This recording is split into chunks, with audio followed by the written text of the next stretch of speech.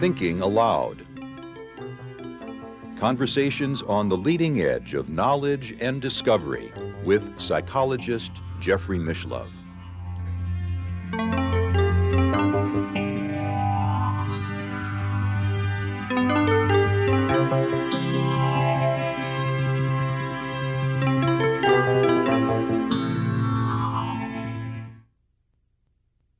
Hello and welcome. I'm Jeffrey Mishlove. Today we're going to explore the nature of the healing process. With me is Stephen Levine, a poet, an author, a spiritual teacher. Stephen has written numerous books, including Who Dies?, Meetings at the Edge, Healing into Life and Death, and Grist for the Mill. Welcome, Stephen. Hi, Jeffrey. You've done an enormous amount of work over the years with people who are sick, people who are dying. You've witnessed the healing process in operation, undoubtedly, thousands and thousands of times. And we're going to look at some of the many stages of the process. When I refer to healing, I think in this context, really, I'm not talking about medicine so much as spiritual healing. And I guess a good place to start is to look at sort of the obvious kinds of healing, that is healing in which some kind of a physical recovery occurs, where a person experiences, for example, a spontaneous remission of a terminal disease. Let's talk a little bit about that process to begin with. Sure. You know, when you ask me what is healing, I still don't know. We worked, Andrea and I, my wife and I, worked when we were directing the Hanuman Foundation Dying Project. We worked for a long time predominantly with people who had come to us to ask us to help them die. And a lot of the people we worked with, as they came to a certain point in their process, usually including opening to the reality that death might well be in the near future, began to finish business. Our relationships are usually run like business. I'll give you two, you give me two. If you only give me one, I'm going to take my bat and ball, I'm going to go home. I won't play anymore. So there's this kind of totaling of accounts that's always going on with people. And it's real easy to think that finishing business is you forgive me, I forgive you, but I'm not going to forgive me until you forgive me. And there's always waiting for someone else to give you something. But we started to see that many people started to see that the end of business was no longer relationships as business. When I take you into my heart, our business is done. If you don't take me into your heart, that's your pain, and I feel that, but it really doesn't affect my business. And we started to see people heal their relationships towards the end of their lives, where they were really meeting other people with such mercy and such care for their well-being, that even those who were angry, an example, a really extreme example, a woman we know had worked with, her mother had been very ill. She had never really gotten along with her mother. Her mother had been very judgmental, quite unkind, abusive. And her mother then became very ill. Very ill. And she was the only one of the sisters who would even go and sit bedside. They all had such contention, felt so judged, they'd really put their mother out of their heart. She decided, she was a Zen student, she decided that her work on herself was to be there for her mom. She sat next to her mom, and her mom would go into a light sleep and come out and in and out as people do when they're real ill. And she would just sit next to her mother and wish her well. Not, why haven't you given me this? Why didn't you do that for me? Not trying to total the accounts, but trying to let her mother, as is, into her heart. I mean, that's the basis of relationship, as is. Because if I want you to be the least different, then you become an object in my mind instead of the subject of my heart. Where's the healing there? It's just separation. Her mother had been very nasty in her lifetime, and it wasn't ending just because she was dying. This woman, day after day, sending loving kindness to her mother. On the day that her mother died, her mother looked up at her and said, "I hope you roast in hell. I hope that you have the worst possible life." Her mother died cursing her. Mm. And she died with her daughter sitting next to her, looking at her with soft eyes and with an open heart saying, "Ma, I hope everything's okay for you." Now for her mom, it was terrible. But for her, it was wonderful. She had really finished her business. She was just with another human being who was having a hard time. And I mean, that's a really extreme story, and hopefully we can all get some glimpse of what that one would be. But that's enormous healing. The woman who was dying died. The woman who was sitting next to her was healing. Who was she healing? Herself. Herself, yeah. That's all we can heal. If we're not working on our own healing, we certainly can't be contributing to anyone else's healing. You use the phrase, take someone into our heart. That's an interesting phrase. I think it seems to have a lot to do with your sense of the healing process. Yeah.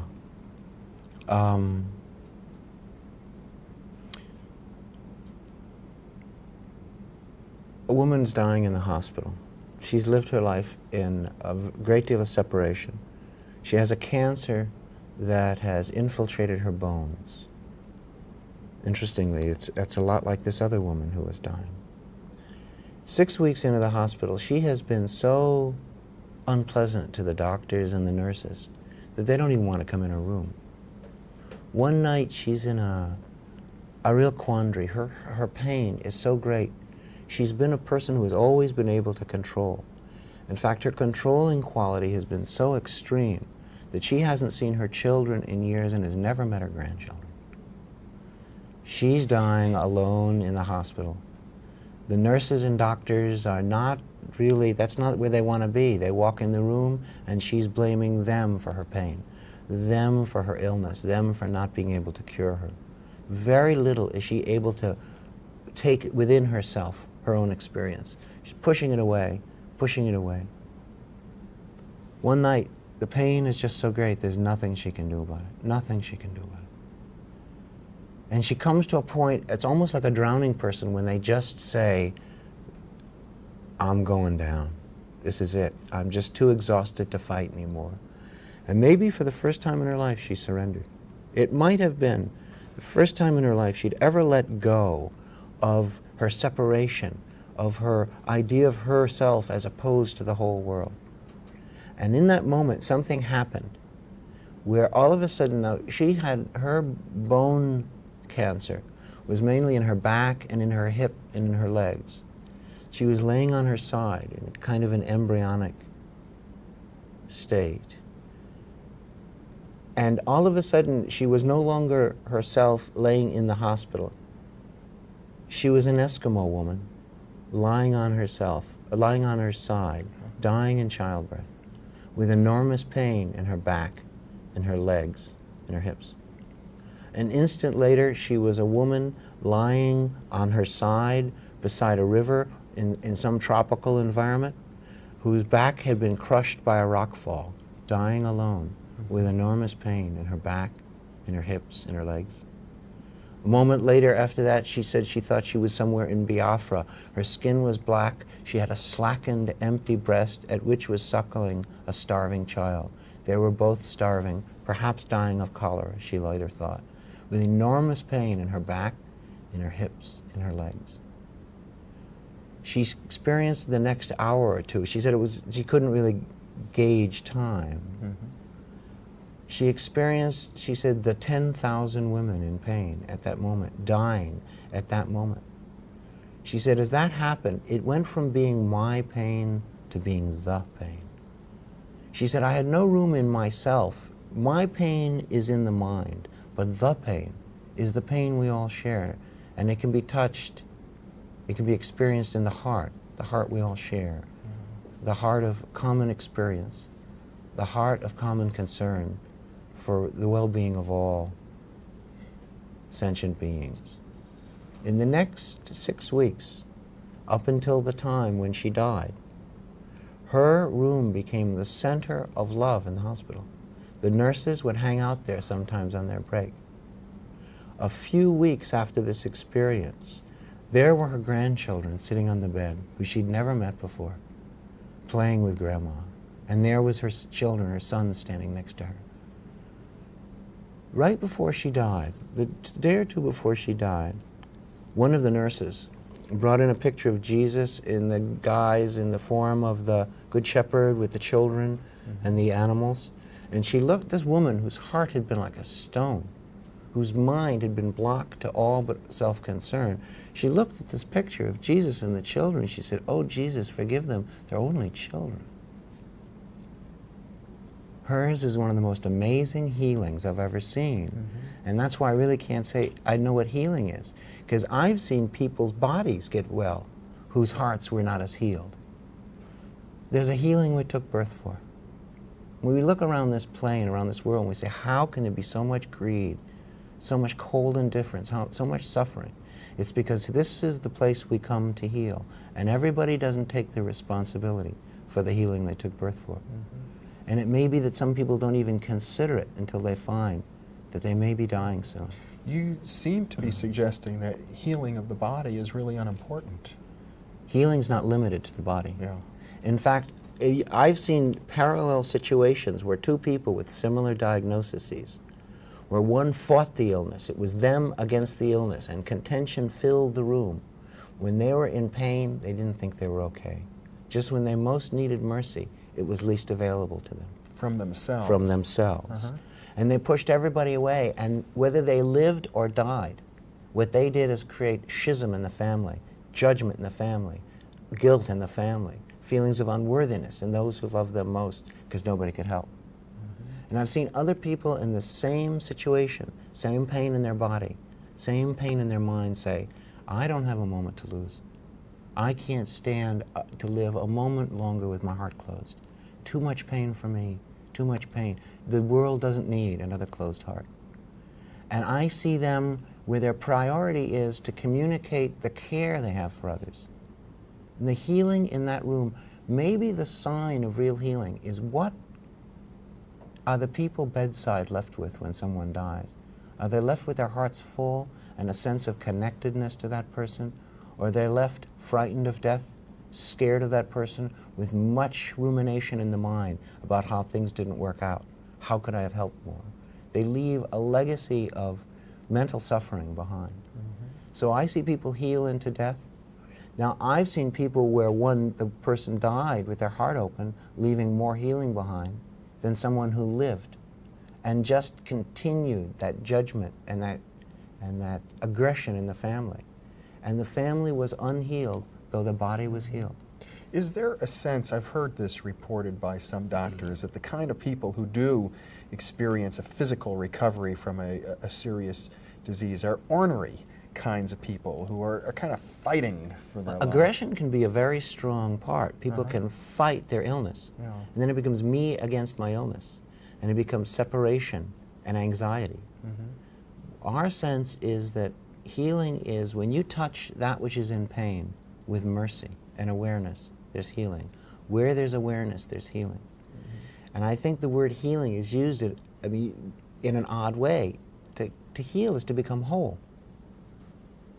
Right? Yes. To come back to some balance. And yet, where is the balance in that process where one doctor, for instance, who helps people heal through modern methods, says that those who heal are their superstars. And then another doctor I know says that the patients who heal are the exceptional patients. Well, what does that make everybody else? A second stringer? A loser? I mean, the very idea, that very conceptual framework where you're a good person if you heal makes you a bad person if you die. Who needs to die with a sense of failure? I mean, it's very dangerous, those ideas, very well intended, because I know those fellows, and they're good fellows, and they want to help. They sincerely want to help, and have helped many. But many have been injured by the ideas that, for instance, you're responsible for your illness. You're not responsible for your illness. You're not responsible for your cancer. You're responsible to your cancer. Because if you're responsible for your cancer, then how are you ever going to heal? If my conditioning caused it, do I have to get rid of all of my conditioning to be well? I know people who have meditated for 50 years and they're not done with their conditioning. Yeah. And when their time is short, energy is low, it just strains them and maybe causes schisms within. When we see that we're responsible to our illness, then when pain arises, we can send mercy. We can send kindness. You and I, we're conditioned. If we walk across a room, we stub our toe. What do we do with the pain in our toe? We're conditioned to send hatred into it. We're conditioned to try to exorcise it. Like how stupid I was to do that. Yes, and we cut the pain off. We try to, in fact, even many meditative techniques for working with pain is to take your awareness, your attention, and put it elsewhere. Just when that throbbing toe is most calling out for mercy, for kindness, for embrace, for softness, it's least available. In some ways, it's amazing that anybody heals. Considering our conditioning to send hatred into our pain, which is the antithesis of healing. You've developed a number of meditations or guided meditations for dealing with healing, and part of that process is to really try and feel the pain, and then also to feel how... To explore the pain, explore the pain, and then to notice how we protect ourselves from getting at it, that there's sort of a wall of deadening around the pain to keep us away from our own pain. And it's as if by denying ourselves our own pain, we deny ourselves life. It's interesting. You're bringing up a really interesting point. The way we respond to pain is the way we respond to life. When things aren't the way we want them to be, what do? Do we close down? Or do we open up to get more of a sense of what's needed in a moment? Now, our conditioning is to close down, aversion, rejection, put it away, denial. Nothing heals. And that is the very basis on which unfinished business accumulates. Putting it away. I'm right, they're wrong, no quality of forgiveness. We know many people who are working on sending forgiveness into their tumors, into their AIDS, into their degenerative heart disease. That sounds so bizarre because our conditioning is to send anger into it and fear into it. Where can there be healing in that? Well, that's true. The Symingtons, a well-known medical couple, have developed visualization exercises where you imagine the white blood cells being like cowboys chasing the red Indians. And it's sort of these little battlefields in the body, and the white blood cells are out to win and to heal so that the immune system overcomes. You're suggesting that that's not appropriate. Well, that system does work for people.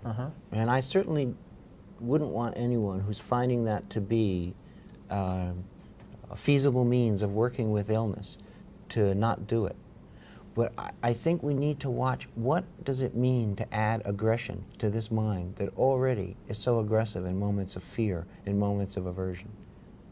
How can we work to have that happen without cultivating aggression? Because imagine those people who have cultivated all that aggression and the cancer doesn't go away. What happens? What my experience is that aggression then turns inward, and they often die in self-hatred and a feeling of aversion for themselves, of failure. I really am a rotten person. I really am dying and abandoning my wife and children. I really am a terrible person. I really am abandoning my lover and my friends. The mind takes so quickly to self-negation. Anything that reinforces that has to be watched really closely, because all self-negation seems to slow and limit healing. I think that it's very important in such methods as Carl and Stephanie's method, that one finds the imagery that's just right for them. The story. A fellow was going to do the technique, Carl's technique, Symington's technique. And he was a pacifist minister. And he said, I have really spent most of my life trying to learn to make peace instead of war. He said, I can't have white sharks eating black gerbils, or however it is, you know. He said, this is not appropriate for me. It's not going to work for me. So he was told, why don't you take some time and find the imagery that's right for you? And what did he come up with in a week? The 7 dwarfs going in, whistle while you work, digging it up in buckets and carrying the cancer away. And he healed. Yeah. The wrong imagery, the imagery that's not appropriate to you. Also, how are you using it? See, the people we're working with, I wouldn't say that anybody else's method, if it works for you, wonderful. But watch how, is it making your belly hard? Is there more armoring in you? I mean, that's really the diagnostic device. Are you tightening your belly? Is there more holding? Is there more separation? Because if your belly's tight, your heart's probably going to be closed, and your mind's going to be painting you into a corner.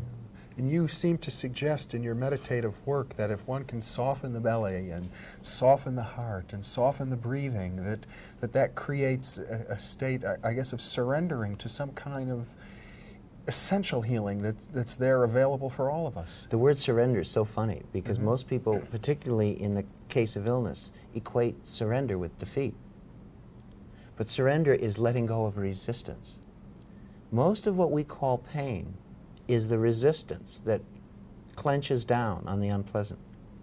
In fact, a really dynamic, practical sense of that is a lot of the people we work with, if they're going to take medicine, they'll look at it. They won't just swallow it automatically. They're not trying to take healing from outside. They're not giving up control to healing. They're participating in it. They're taking responsibility for it. Responsibility being the ability to respond instead of the necessity to react. They look at the pills, and as they take them in, they guide them with loving kindness into the area. Because they've put so much attention into the area, they know the inside, the multiple molecular variation of sensation within, the moment-to-momentness of that area. And they direct it into that area, and they find, for instance, with pain medication, that once the resistance has been gone through, that they can decrease the medication. Because I think a lot of medications get used up by the resistance before they ever get to the place that they're being taken to. And our medical system doesn't really encourage people to take responsibility at that level. It's as if we're passive, not only at the hands of doctors, but even at the hands of, I suppose, spiritual and psychic healers. It can be.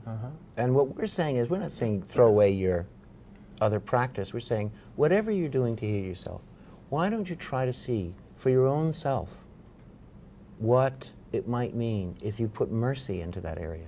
I mean, it's so outside of our conditioning.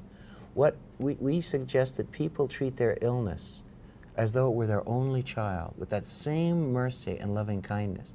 If that was in your child's body, you'd caress it, you'd hold it, you'd do all you could to make it well. But somehow when it's in our body, we wall it off, and we send hatred into it, and anger into it. And we treat ourselves with so little kindness, so little softness.